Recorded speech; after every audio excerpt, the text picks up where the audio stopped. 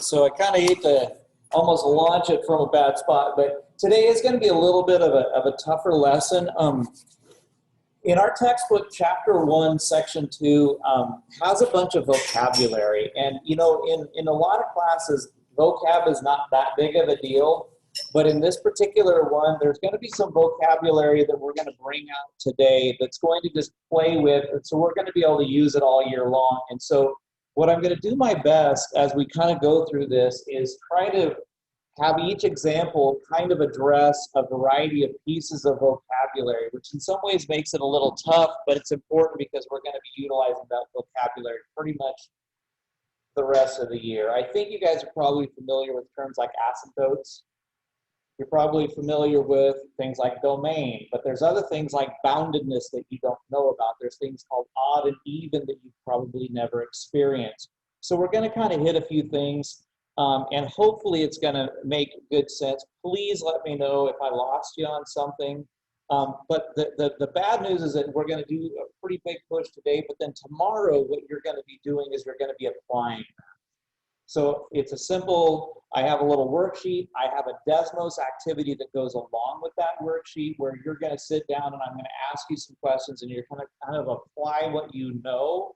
And the Desmos is going to help because, of course, then you have a visual representation of what we're talking about to make sure that you're seeing in both circumstances what you know and that you can validate that. So anyway, without any further stuff on that, I think what's going to happen is we're going to get cracking here. So let's go ahead and do a quick share screen with my document cam. Is my document cam gone?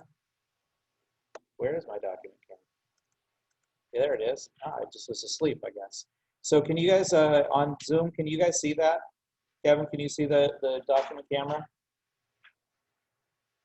I don't know that you can.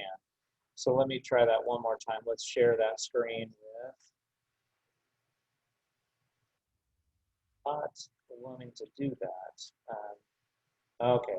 Kevin, can you see that now, the doc cam? Yes, you can. Good. Perfect. All right. So anyway, let's get cracking. So what I'm going to do is throughout the day is I'm going to try to show you some stuff like from a more analytic perspective, looking at the algebra side of it, but I'm going to try to give you some graphs so you can kind of see how that plays.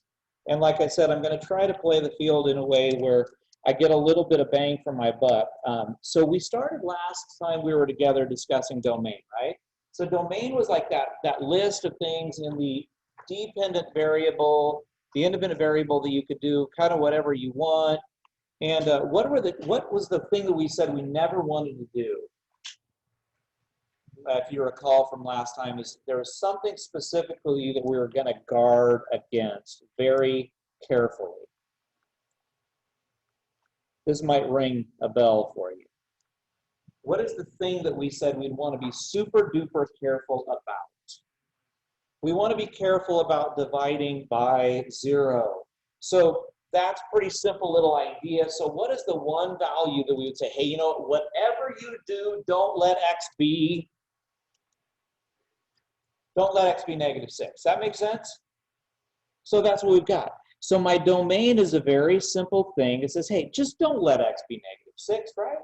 Now, here's the thing. Every year I have students struggle with this little interchange right here.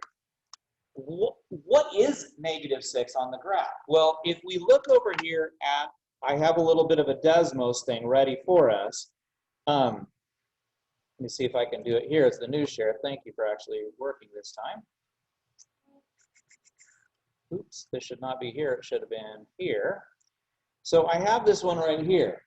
So what is happening at -6? Do you guys see what is happening as I allow the graph to get very, very close? You see the cursor? What happens is I try to say, what happens, calculator? What happens, computer, as I try to get close to -6? What is the equation doing? Where's it going? It's going to positive infinity or negative infinity. So what is the thing that's actually happening inside of that? Like, what we would do to kind of represent that, I think that'll pop it down. This is what I want to see you do. at x equals -6, tomorrow this is what I want you to do. You're going to add that in. We always make these things as dotted lines or dashed lines. Either one is good, just depends on you. What's that thing called? That's called an asymptote. Not only is it an asymptote, it is a vertical asymptote. So what is division by 0 creating visually in the graph? A vertical asymptote. It's not that big of a deal. So what we have then is we have in the story, sometimes it takes a little bit to make this thing pop back and forth. I'm hoping this is going to go a little bit smoother than that. It didn't go. Let's go new share again. Let's see if it'll go. There we go. So in the graph, it looked about like this, and I hopefully I'm remembering exactly what it looked like, but it kind of had this little bit of a feel like this and like this, and we had this thing right here at x equals -6 was called a vertical asymptote.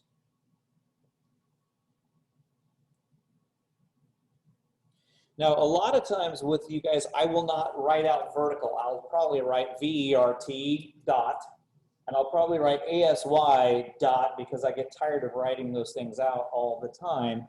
So, but I have students every year struggle with this. Notice that are those saying the same thing? Look at it carefully.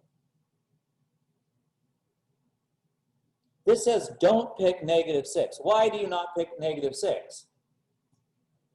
Because there is an asymptote at -6. Notice that the domain says you cannot have it, but if I ask what is happening there, that is what is happening. So notice one is a not equal, and the other one is an equal.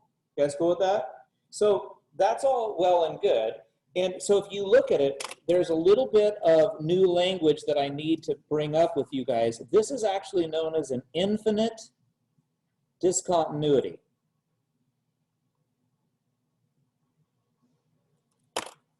Does that make sense? That would be called an infinite break in the graph, an infinite discontinuity. How big is that hole from here to here?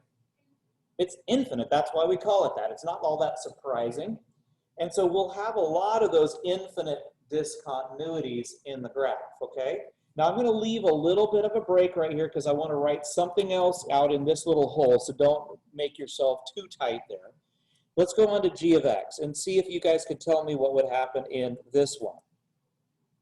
And for today, what I wanted to do is I'm going to give you all of my problems in factored form because it makes it easier for us, okay? So in your homework, if you get something that is not factored, what's the first thing you should do? You factor it, okay? I'm just trying to save time by not making us factor and do the work. So let's talk about what domain we have. So who can help me out with the first little thing about the domain? What's the problem with my domain? X cannot be what? Cannot be 1. And x cannot be -7/3. So is there vertical asymptotes in this graph?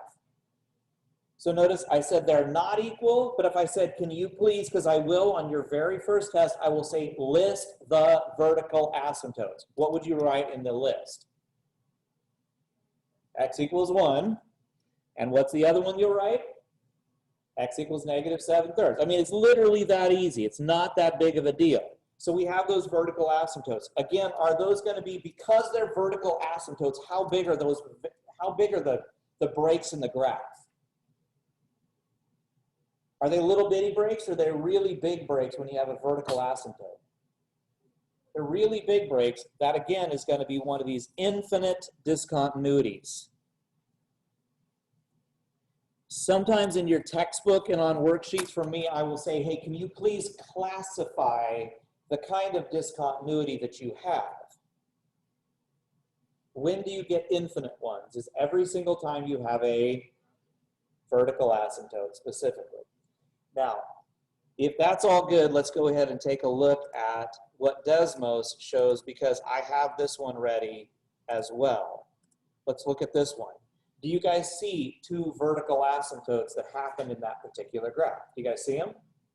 So we could literally go in there and we could just type them in and say, hey, if I did this right, somebody told me that the answer was at -7/3, right? Does that look like you picked the right asymptote? That looks like it was right. And in fact, what am I supposed to do to this thing? It's supposed to be a dotted line to make it actually look just right. Sabrina's coming in, so that's fine. So we're going to make that, so you can kind of see that. So will you ever touch that vertical line? No, you can't touch that vertical line because that's the place where division by 0. You guys good so far?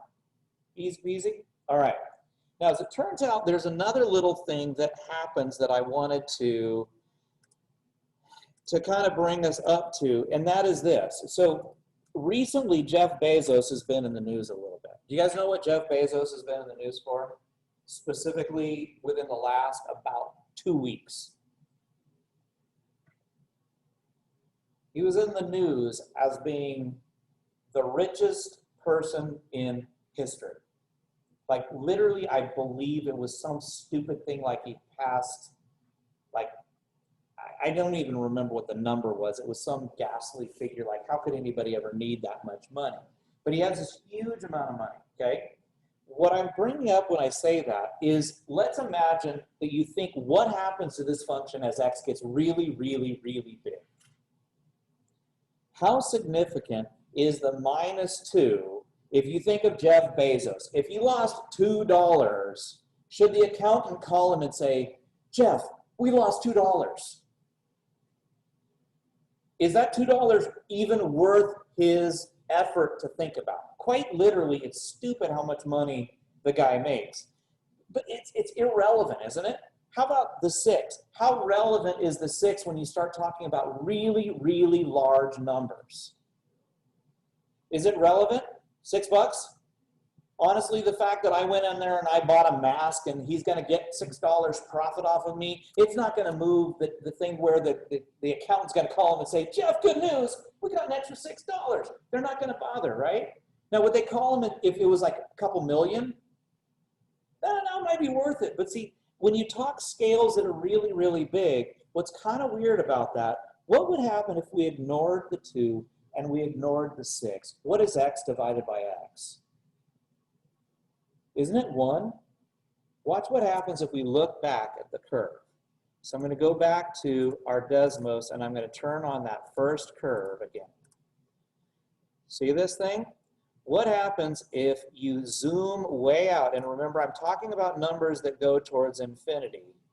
What is happening the further out I go? What are these values getting closer and closer as I slide along the curve? Any guesses what those numbers are getting closer and closer to? They're getting closer and closer to the number 1. And there's a really nice, easy way that we could see that if I made it in the form of a table. And I would love to see you guys do that yesterday or tomorrow when we do this. But like, give me a big number. Like, think about like going towards infinity. We don't have to be too obnoxious. What's a nice big number? What's that? 10,000. Nice. So I picked it 10,000. Look what the curve is getting close to. It's 0.99999. Is that pretty close to 1? In fact, what about if I go towards negative infinity and I pick some big negative number like -5,000? Is that also getting really, really close to the number 1? Would you guys buy that? So it appears to me, when I look at this graph, that this curve is getting very, very close to the number 1, but is it ever going to reach that number 1? That is not a vertical asymptote. What is that? That's a horizontal asymptote. Now, what I want you to understand is the horizontal asymptote was not what happened in the middle of the graph. What kind of numbers was I plugging in? Really, really big numbers, and so we call this an end behavior asymptote because it's not what happens in the middle of the graph, it's what happens on the ends of the graph. So, like I said, I got a lot of stuff that I need to put in there today, and so that's one of our big pieces of vocab that we have. So this thing has y equals 1 is a horizontal asymptote.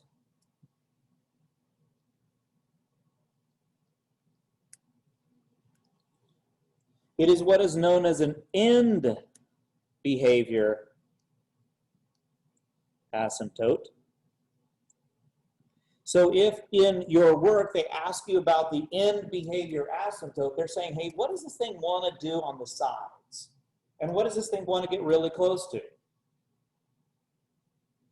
Looks to me like it wants to get really super close to the number 1. You guys cool with that? All right. So how about G? Now, when I look at G, what I see, if I just look at the power pieces, the 1 and the 7 to me aren't all that important, but effectively this thing would look like 2x on top and 3x squared on the bottom. Are you guys okay with that? If I just looked at the most important pieces, you know, losing 1, gaining 7, those aren't that bad, but 3x squared, I'm just looking at the power terms. So what happens as x gets really large? What's going to happen? Will the top get big? If x gets big, like 1,000, what's the top? Well, if x was 1,000, it's 2,000. But what happens to the bottom? It would be 3 times 1,000 times 1,000. What is that fraction getting closer to if the bottom is 3 times 1,000 times 1,000? It's getting really close to 0. That's kind of weird. This one has an end behavior asymptote at 0. Now, why would this one go to 0? Because the denominator is what? It's bigger, isn't it? Isn't it a stronger denominator? That's going to drive this thing down to 0. So again, if we were to look at that picture, let's go ahead and look at the picture on Desmos so we can see what it is. Check out what happens when we go ahead and turn this one back on. Go away, there we are. Whew. What do you see is happening on the left side and the right side? What do you think this thing is getting closer and closer to as I slide across? Does it look like it's getting close to 0? Looks like it to me. So let's see. What if I just put in y equals 0 because that's supposed to be our asymptote, right? Now I hope somebody sees something.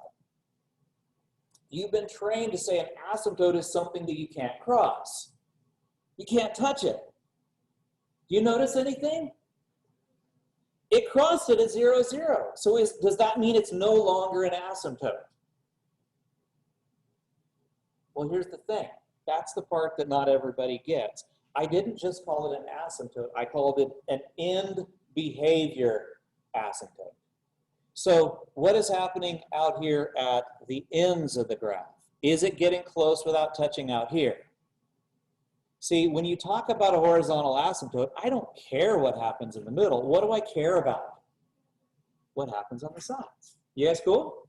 So there's 2 things that you're going to see. So I want to see if you guys can predict what's going to happen in our next one. And I have it ready right here. It's going to be letter H, but I'm going to put it on my own paper so you can see it. But your letter H is going to be this guy right here. And I want to see if you can tell me some of this information about this graph. And like I said, to save time, I'm making all of these things in factored form so it's easy for you to see. So I wanted to see if you could tell me about the domain. I want you to tell me about any vertical asymptotes that you might have and potentially any horizontal asymptotes that we might have. Now notice I'm abbreviating those to ASY to save ourselves a little bit of time.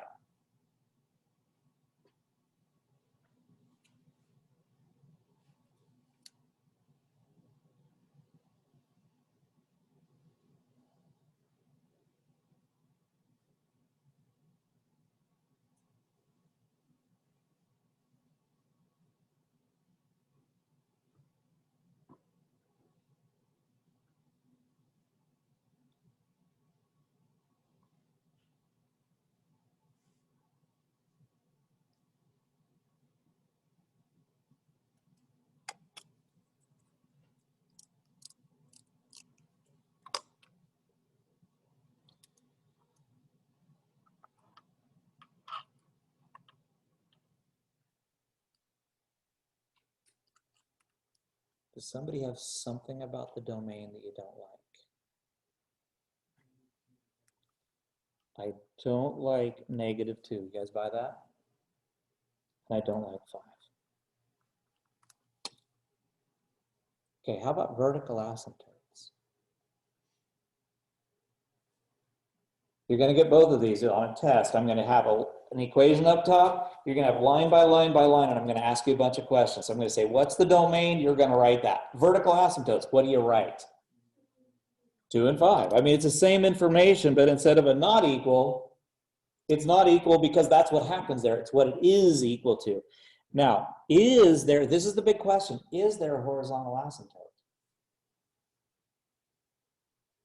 This is a little tricky. So what's the main pieces at the top would be effectively 3x squared and a bunch of stuff. You guys okay with that? What's the bottom? 2x squared and a bunch of stuff. If you multiplied it out, do you guys see the 3x squared and the 2x squared? What's that going to get closer to as x goes to infinity? 3/2.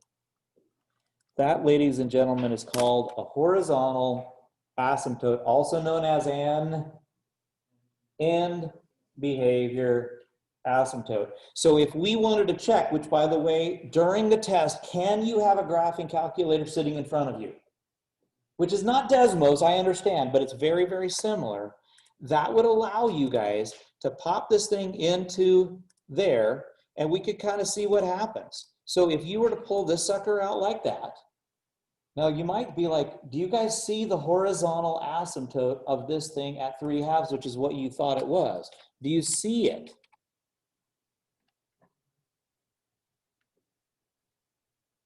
Does it look right? You might be bothered. Does it look like it's maybe right on the left side? Oh, but if I scroll, what happens? Do you see it now? Why did I have to scroll so much? Because what is it called? End behavior. So where do I have to make sure I can see? I got to see the ends. But keep in mind, I could go to the table. I keep showing you the table. It's really, really nice to look at tables sometimes. I could look at the table of this thing, and I could name the one side x, and I could name the other side, I think we called that h of x. So give me a number that I could do. What's something that you would consider on the ends? -1,000. That's pretty far out there. I wouldn't want to graph that far. I messed something up, didn't I? Oh, that's why, because this needs to be named something else. I gave it 2 h's. That's why I got confused. Okay, so we said it should be 3/2. Look at what that says. That says 1.491. What is that really close to? Is that pretty good? But let's not just take it for granted. What happens if we go out to the right side and plug in 5,000? Is that also really close to 1.5? So are you pretty convinced? I hope you are. So could it cross this thing in the middle somewhere? Yeah, but it should get really close on the sides. So far, so good. Are we okay? So I've given you a couple of new things today. So we talked about horizontal asymptotes, vertical asymptote, and what else did I call a horizontal asymptote? End behavior. Sometimes we'll write one way, and sometimes we'll write, you do that in English classes, don't we? Different language for the same exact thing, and somebody like, what's an end behavior asymptote? It's a horizontal asymptote. You might see it one of both ways, and it's not a big deal. So we also know what an infinite discontinuity, right? What makes an infinite discontinuity? A vertical asymptote. So if we talk about an infinite discontinuity, that's going to go right with that piece of the puzzle. So right now, are you guys doing okay? I felt like I was blowing first period way out of the water, and I was feeling really, really bad, and I don't like to feel bad. Yeah. Yes?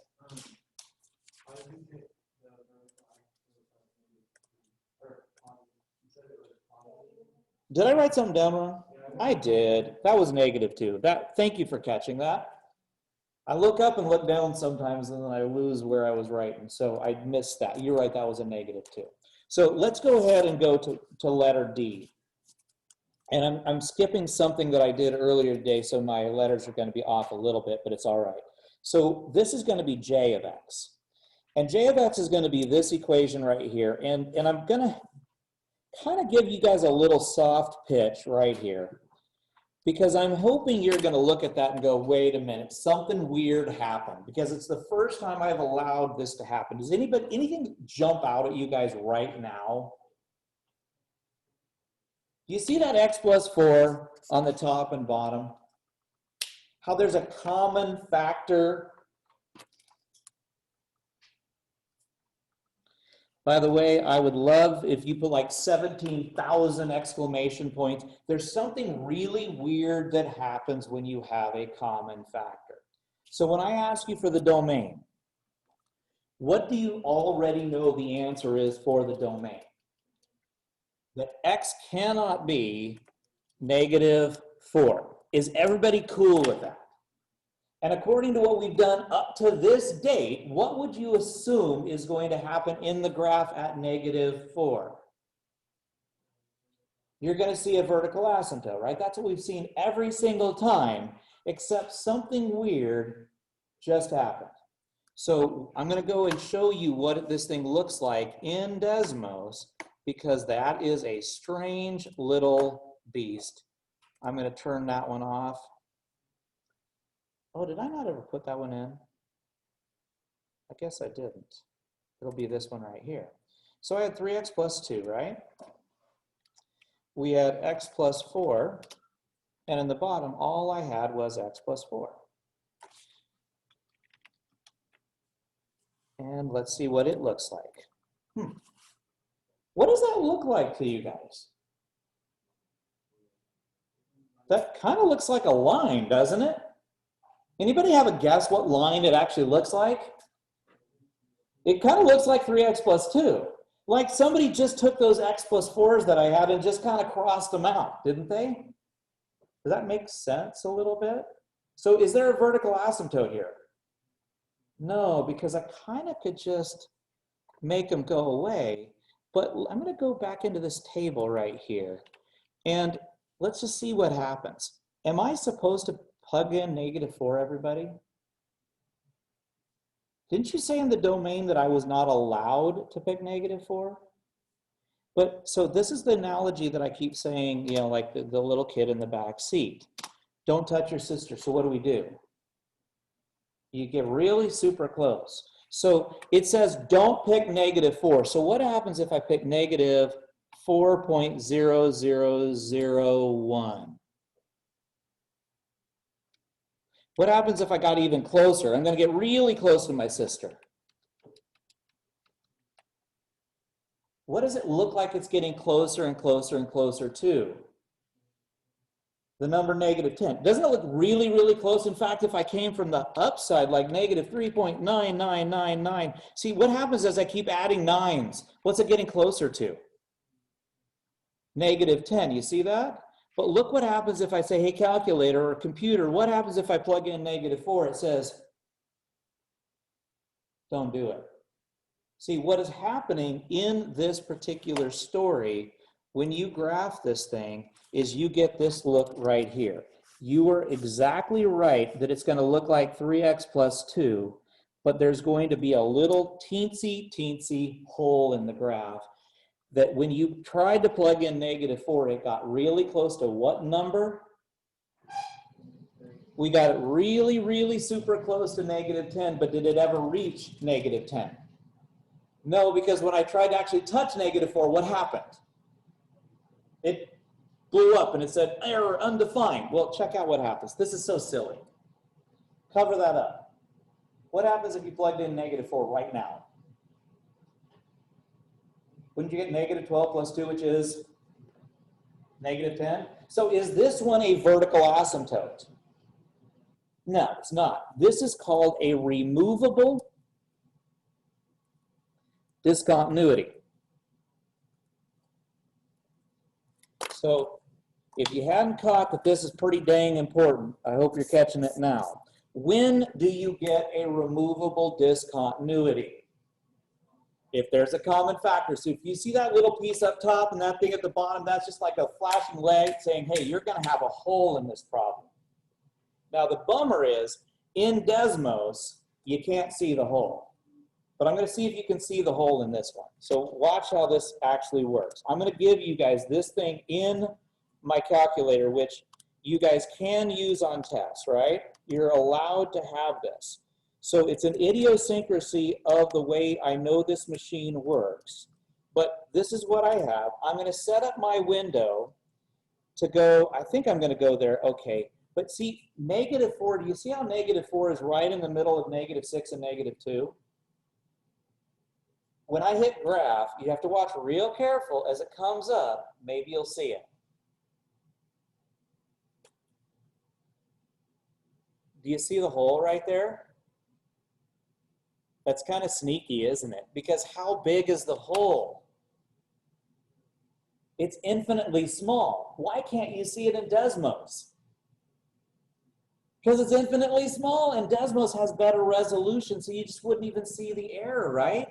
But in this calculator, because it has terrible graphics, I can see the hole. But what did I have to do to make sure I could see the hole? I had to make sure it was centered in there. So if it was at -4, I could have made it, say, maybe from -8 to 0. Would -4 be in there right in the middle? I tried that one earlier, but see the choppiness? Can you see the hole? It's a little harder to see, but you can validate those holes on these calculators if you kind of know what to look for. So what I would like you guys to try is this guy right here, which I'm going to call E.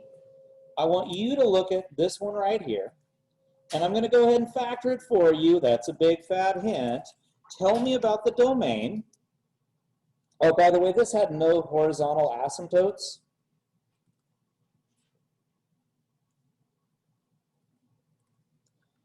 And there was none because it looked like a line. That didn't work. The bottom was not bigger. They were not the same powers. This one's going to have some. So let's talk about the vertical asymptotes. Let's talk about the domain. See if there's any horizontal asymptotes. And see if you have, what kind of discontinuities do you have?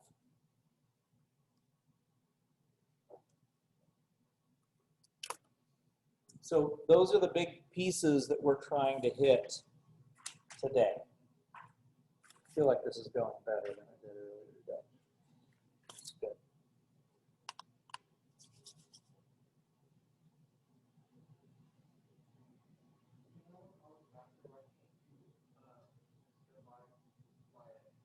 Why can't you just cancel them out? Okay, it's a good question. Why can't you just cancel them out? Okay, and I did that earlier today and I didn't say it to you guys, so let me do that. What happens if you say plugged in, give me a number, any number, not -4? 5. If you plugged in 5, what's sitting right there is 9 in yellow and 9 in yellow. What's 9 over 9? 1. So if this yellow became the number 1, what does multiplying by 1 do? Stays the same, so it just is gone, right? Cool? Give me another number that's also not -4. 2. Oh, 6 over 6, is that still 1? Sure. How about -9? I got -5 over -5. It's still 1. No matter what I do, it's still 1, right? But what happens at -4 specifically? You get 0 over 0. Is 0 divided by 0 1? No. See, and if you canceled it out, what happened is you literally just went right over the top and you glazed over that hole and you didn't even realize it was there. So is it the same graph? No. But dang, it's close. Like it literally only differed by 1 coordinate. That's why it was called a removable discontinuity. It was super duper close. It was tiny. Okay, so let's see what we got. Domain, who's got it?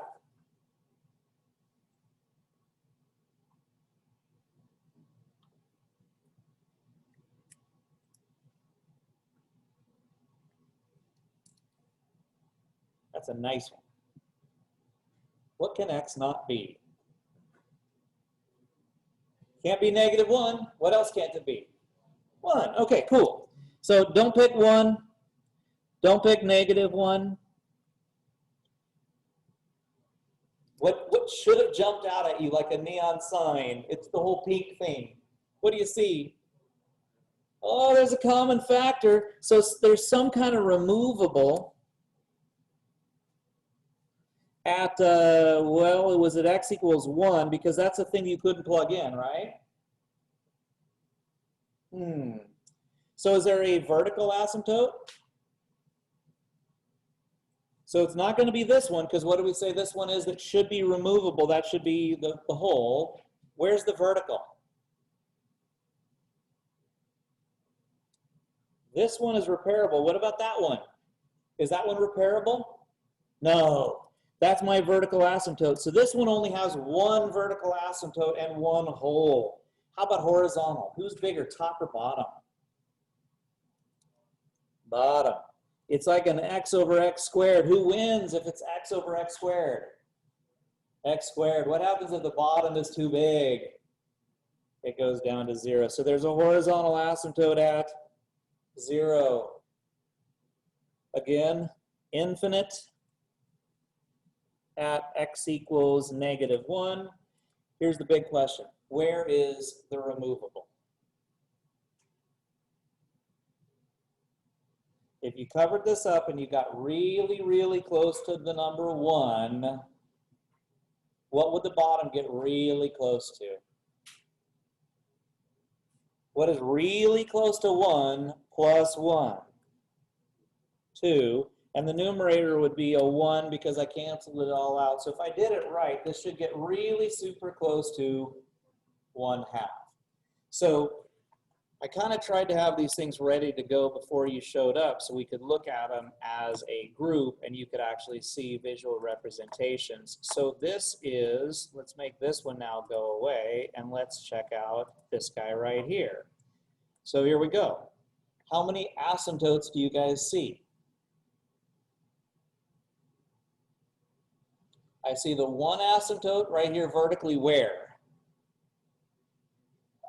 I think I see one really nice at x equals -1, right? So does that look right? That looks pretty good. And as we go towards infinity, what do you think the thing is getting close to? It looks like it's getting close to 0. So you can see I can get really nice quick representation.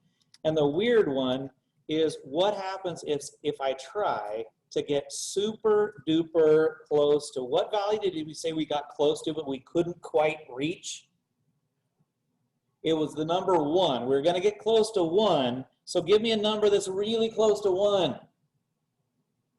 It's 0.999. Look what that number is doing. Do you guys see it?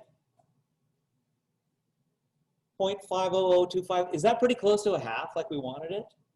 That looks like it's pretty good. What about if I tried from the high side, like 1.0001? Is that also pretty close to?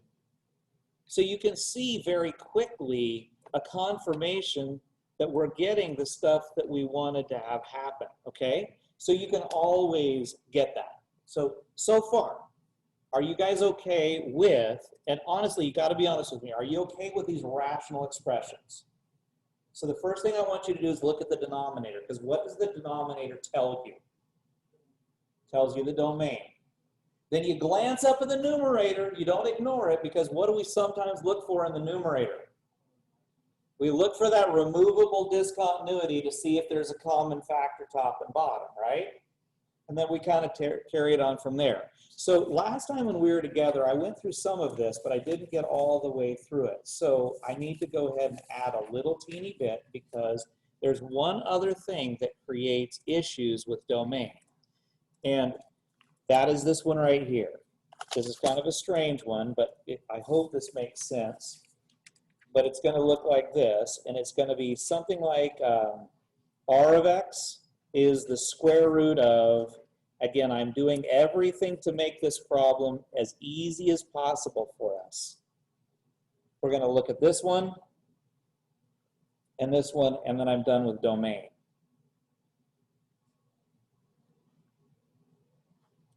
So what am I adding to the mix in these last two examples that's going to make life a little bit harder for us?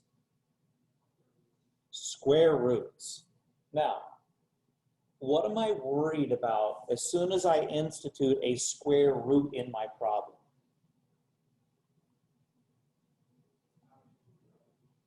It's not absolute values. That's a good idea because we did see something with that. But what's the one thing that you try to avoid historically when you have a square root? Imaginary numbers, yeah. And I know they exist. We've talked about that. But when you talk about domain, we're really wanting real number values. So I want to make sure that this square root is not the square root of a negative. So every time I see a square root, I draw a number line. Every time. Because a square root doesn't knock out one number. What does it knock out? It knocks out an infinite number of numbers. Like, because what is it knocking out? All of the negatives, right? And so it's not just one number that's bad. It's like lots of numbers that are bad. That's why I make a number line. And I know that -4 is a problem. I know that 1/2 is a potential problem. So the question is, can I let those numbers happen? Can I take the square root of 0? If I plugged in, I get 0. Can I do that? Every year I got half the people say you can take the square root of 0 and half say you can't. Can I take the square root of 0? So what's the square root of 4? 2, because 2 times 2 is 4. The square root of 0 is 0 because 0 times 0 is 0. It's fine to take the square root of 0. In fact, both of these numbers are good numbers. They're part of the domain. It's perfectly fine to take a root of 0. But what happens if I try to go to the right of a half? Give me any number that you want that's to the right of a half. I heard 2.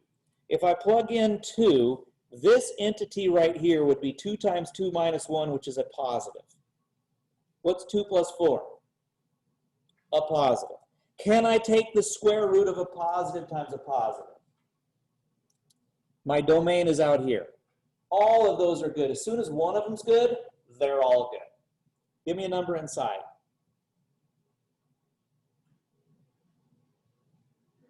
0. If I plugged in 0, this chunk right here would be negative. This chunk would be positive. Can I do that? No. That means as soon as one of those points is bad, then those are all bad. So I didn't just lose a little bit. What did I lose? I lost all of that, didn't I? A bunch. How about out here? Can I be out there? I'm seeing some people say no, some people say yes. So give me a number out there that's to the left of -4. Like how about -10? Doesn't matter. What kind of number is this going to be if you plugged in -10? -20 something? If I plugged in -10, I get -6. Can I take the product of two negatives? Yeah, I can. So the domain is out here. So my domain is anything from -infinity to -4, and then anything from 1/2 to infinity. And by the way, I'm not doing asymptotes on this one because it doesn't have any. Because it wasn't a fraction that creates those. So that's kind of weird. So this is a graph that exists on the left side and the right side, but what happened in the middle? It just kind of disappeared. Isn't that weird? Well, let's see what it looks like if we check it out in Desmos. So let's make that go away. I think this is the right graph. You guys see it? It exists on the right side and the left side, but what happened in the middle? It just disappeared, didn't it? Because it's not part of the domain. Could you do this on a test, like type that in and see that it actually validates what you think? Yeah. In fact, do I want you to do that? Heck yeah, please. If you have tools, use your tools. It's a good idea. Are you guys okay so far? Okay. Then if that's the case, can you guys please do one more? And I want you to do the one underneath it, which I called J. Can you try this one yourself? Find what the domain is.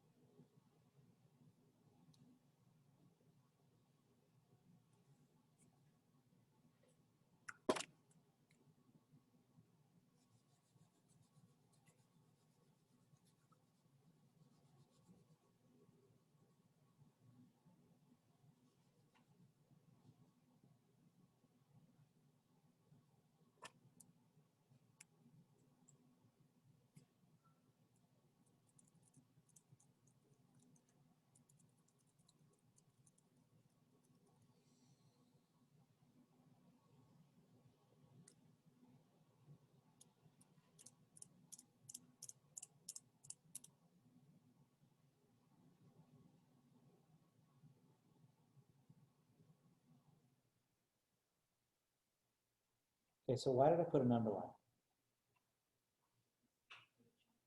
Because it's a big chunk. Anytime you see a square root, can you please do me a favor and just draw an underline? It doesn't take long, but it's a reminder that it's not a little bit missing, it's a lot, okay? So who can tell me something that should go on my number line? Why should 3 go on my number line? Because the square root, what would happen at 3 itself? I get 0, but where's that 0? Can I do that? Oh, so in this case, 0 was okay, wasn't it? Why was it okay this time, but not this time?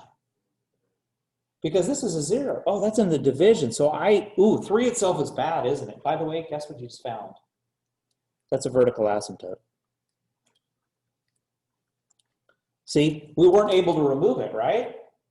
And it was actually in the bottom. So I know if I look at this graph, I should see a beautiful vertical asymptote at 3. I should be able to get close. Ooh, can I go to the right of 3? Is it okay if I go to the right of 3? Because I'm taking some number on top. I'm dividing by the square root of a positive. Is that all good? So it looks to me like my domain is just go ahead and stay above 3. Because what happens if I try to go below 3? I get a negative root and I can't be out here because this is bad. I sometimes just write the word no because I just don't want to be there because I'm taking that root. It's a pretty simple looking graph. It looks like this guy right here. I don't know if this helps you guys. In my head, I'm a visual person, so I always like to know what things look like. But that's what it looks like when you take the square root of the bottom. Do you see the vertical asymptote right here? And the graph exists out here to the side. But I don't know if you caught it. Is it going to 0 on the side? It's not, because in fact, x to the first on top is bigger than x to the half in the bottom, so this one won't have a horizontal asymptote. We'll learn more about that one over time. We're not there yet. We're just going to learn one more thing later. So, but what are the 2 things for right now that I want you guys to guard against for domain? The 2 things, that's it. What are the 2 things I want you to look for? Is don't divide by 0. What's the other thing we don't want to do? Root of a negative. When do you get a hole? When is there a hole in the graph? When there's that common factor. When do you get a vertical asymptote? Is a 0 in the bottom that does not have a common factor. You can predict what all these things look like. Okay, so if we are good, I'm going to go over a concept that I think is much easier. I think that was the hard stuff. I think the rest of this is going to be the easy stuff, and then I'm going to give you a little bit of time to work in one more little bit. So we have to do increasing, decreasing, constant. That's the first piece that I need to talk about. And the other thing I need to talk about is boundedness. Bounded above, bounded below, bounded above, bounded below, or just plain bounded.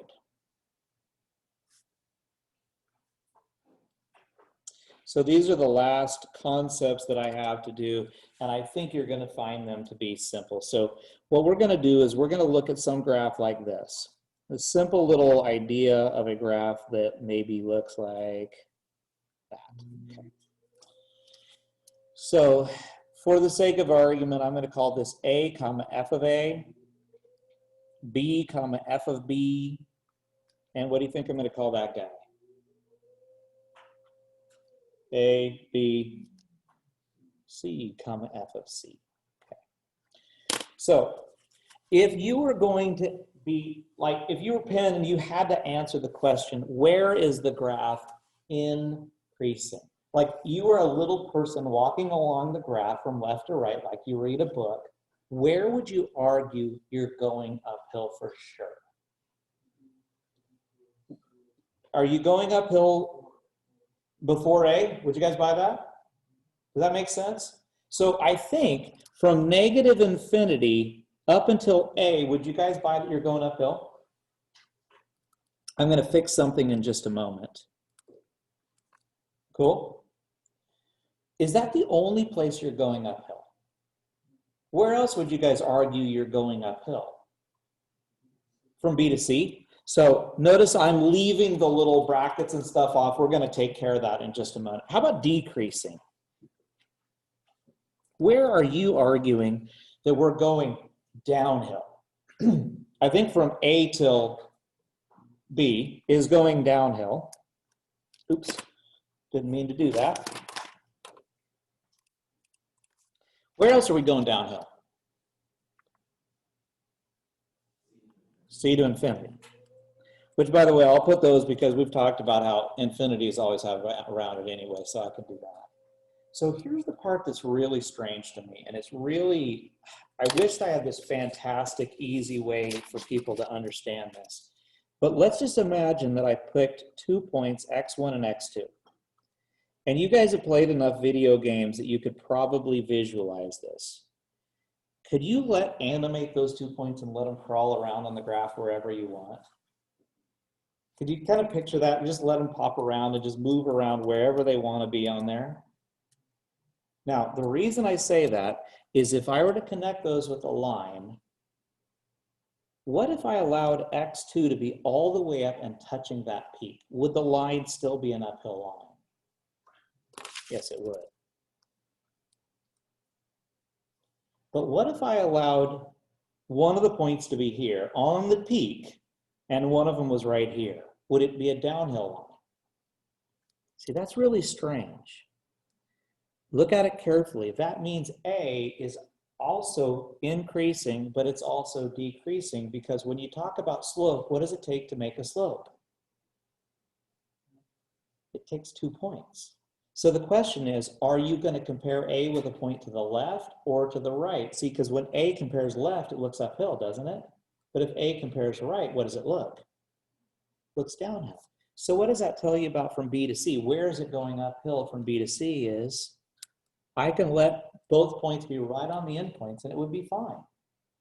This bothers me because does A actually look like it's uphill? A doesn't look up or down, does it? What does it look like? It's like horizontal at that moment. Like if you got up to the top of the mountain, you're like, whee, it's flat here. I can rest my ankles a little bit. It's all good. But the technical definition looks this way. So if we are good, let's give 2 more little pieces of data.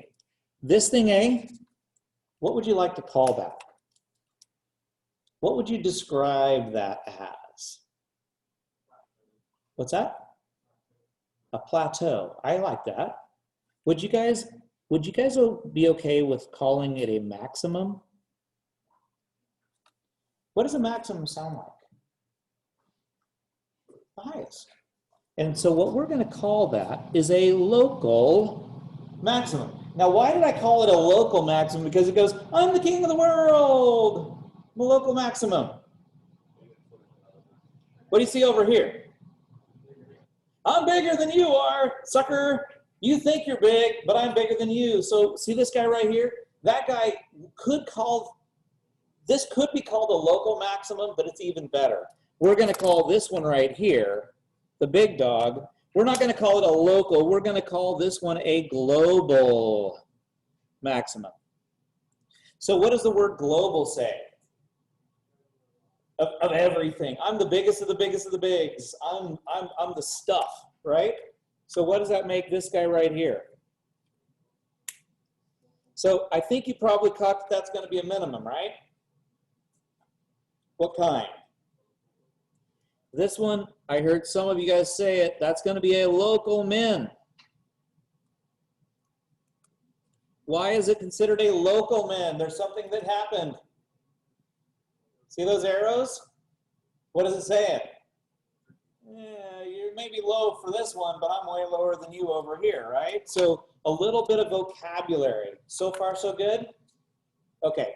Now, the last piece I think is very, very simple and easy. I would love to just kind of validate it by giving you some pictures because I frankly don't want to take the time to have you do all of that. So here we go, back to this. It's the idea of boundedness. So here we go. I'm just going to give you a bunch of little pieces and I think will get a lot of sense out of this. Here is a picture of something that is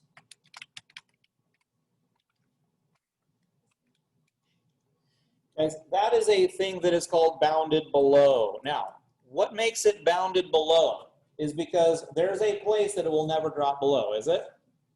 Does that make sense? That's called bounded below. So there's like a floor, and it will never drop below that minimum. Cool? Bounded below. What happens if I made this a negative 3x squared? Now what is it? It's bounded above. Not a big deal. How about this guy right here? Square root, ooh, don't hit caps lock, square root of x plus 4. Is that bounded above? No. Is it bounded below? Yeah, it never actually drops below the x-axis. It definitely is bounded below. In fact, even if I did this, it is still bounded. It's still bounded below because there's a place that'll never drop below this thing. Now, here's where it gets weird. What about this one? Does it have a ceiling? Is there something it'll never go higher than? So it's bounded above. Does it have a floor that it would never drop below? So what is this one? It's both. And so what we do when it's both is we just say bounded. This is an example of bounded. Here's another example of bounded. This is my favorite example of bounded.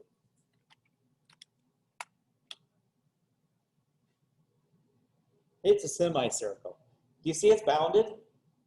It never is going to go higher than the number positive 4, and what's it never going to go lower than? It never goes below 0. So for the rest of the period, which I know is not long, it's about 20 minutes, it's about as much as I could muster at the end, what you guys are going to work on is 1.2a and b. Now when you look at that, it's really not that crazy tough of an assignment. You're going to start off with some problems on A, just saying, is this a function? One of the things you could do is take out Desmos and type it. See if it looks like a function. Does it pass the vertical line test? You're going to do a few things where you just find the domain.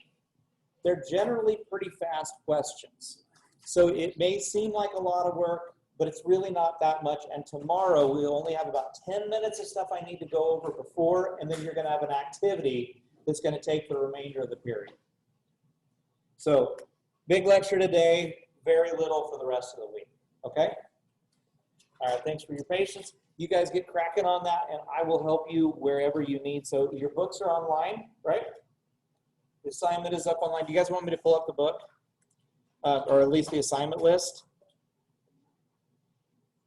The other class wanted the assignment list up, so because it was just a little easier for them to find. So where did it go? Forget that. Stop share. I'm going to go ahead.